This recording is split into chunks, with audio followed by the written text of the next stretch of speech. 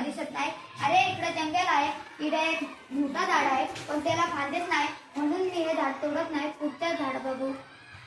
अरे इथं पण एक झाड आहे, त्याला फांदे आहेत, पण तो पण पातळ आहे, म्हणून हे पण झाड नको. अरे इथे एक झाड आहे, त्याला मस्त फांदे आहेत आणि तोच तोडतो. अरे थांब थांब, तू हे काय करतो? काय झालं? अरे वल्ले झाड नको तोडू, वाळलेली लाकडं. तुला माहिती वाळलेली लाकडं मिळत नाही, म्हणून मी हे वल्ले झाड तोडतो. तुला माहिती आहे का हे झाड किती उपयोगी पडतं?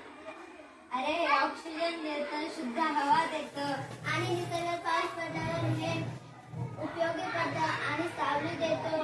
अजून आणि त्यापासून आपण गोड गोड फळे खातो. अरे दादा, या झाडामध्ये औषधी गुणधर्म आहे.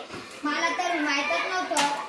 आजपासून मी वल्ले झाडं तोडणार नाही, सुकेलेच झाडं घेऊन जाईल घरी आणि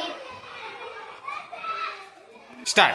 अरे दादा, तू आणि आम्ही एक लक्षात ठेवू, झाडे लावू, झाडे जगू आणि निसर्गाला वाचू. धन्यवाद. आज पर्यावरणाचा ऱ्हास होत चाललेला आहे आणि तो पर्यावरणाचा समतोल राखण्यासाठी किंवा पर्यावरण निसर्ग वाचवण्यासाठी आपण सर्वांनी झाडे लावली पाहिजे, झाडे जगवली पाहिजे.